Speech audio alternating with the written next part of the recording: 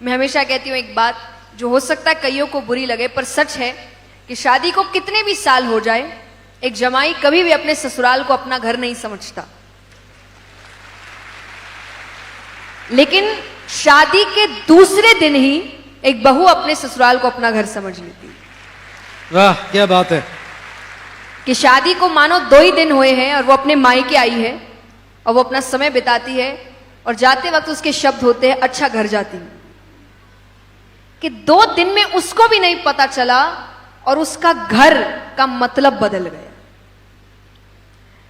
तो देखिए, रिश्ते ऐसे तो हर रिश्ते के लिए कहा गया है कि आपको एक दूसरे को समझना पड़ेगा। ताली दोनों हाथों से बजती है। कोई भी रिश्ता हो, अगर दोनों नहीं साथ में चल रहे हैं तो रिश्ता सुधर नहीं सकता। एक ही अगर मेहनत करता रहेगा तो वो हो सकता है 1 साल चला, 2 साल चला, तीसरे साल टूट जाएगा। ये कोई भी रिश्ता हो सकता है। तो चलाना दोनों को पड़ेगा, काम दोनों को करना पड़ेगा। अगर एक भी रुक गया तो ये रिश्ता नहीं चलेगा। तो ये सबसे पहली चीज है। दूसरा जो हमने अभी बात की थी, कॉम्प्रोमाइज, एडजस्टमेंट्स।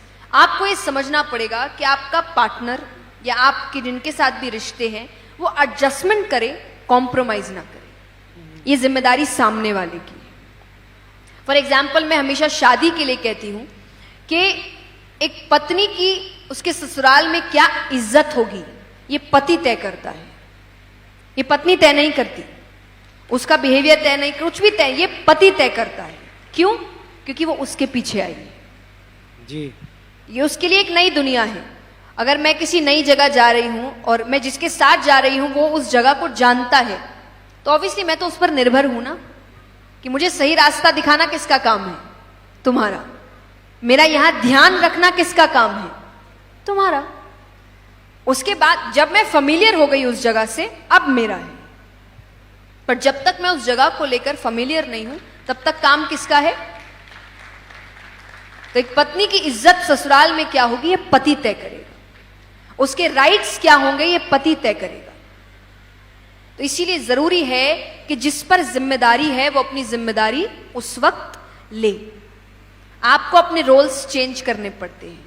मैंने हमेशा कहा है कि रोल्स किसी के निभाए नहीं गए थे कि घर का काम ये करेगा, बाहर का काम वो करेंगे। और भगवान ने तो बिल्कुल नहीं सिखाया था। भगवान ने तो हर काम किए हैं। अगर श्री राम को आप देखिए, सीता माता अपना पूरा घर बार छोड़कर आई थी शादी करके, जो हम आज करते ही हैं कि एक पत्नी छोड़कर आती है। पर आप विष्णु भगवान को देखिए, विष्णु भगवान शादी से पहले कहां रहते थे? बैकुंठ, बैकुंठ धाम। शादी से पहले कहां रहते थे? बैकुंठ। शादी के बाद कहां रहे? क्षीर सागर। लक्ष्मी माता कहां से आई थी? समुद्र मंथन में से, क्षीर सागर में से आई थी। तो असल में विष्णु भगवान कहां रहते हैं? घर जमाई है वो। दोनों काम हुए ना। यहां पर सीता माता आई तो वहां पर वो भी घर जमाई है। दूसरा रूप देखिए, जब गोपियों की और कृष्ण की बात आती है तो जब शाम का समय होता था भगवान गैया चराकर घर लौटते थे, जो उस वक्त का ऑफिस होता था जी। सुबह निकलते थे, शाम को आते थे, समय समय की बात है। भगवान आते थे, वहां जो गोपियां हैं वो भी दूध दही माखन बेचने जो जाती थी वो लौट कर घर आती थी। यानी काम करने दोनों गए। घर की जिम्मेदारी दोनों के कंधे पर है। तो इसीलिए भगवान ने किसी का एक काम नहीं बनाया था कि ये यही करेगा वो वही करेगा। उसने आपको इतना अच्छा बनाया है कि हर व्यक्ति हर काम कर सकता है।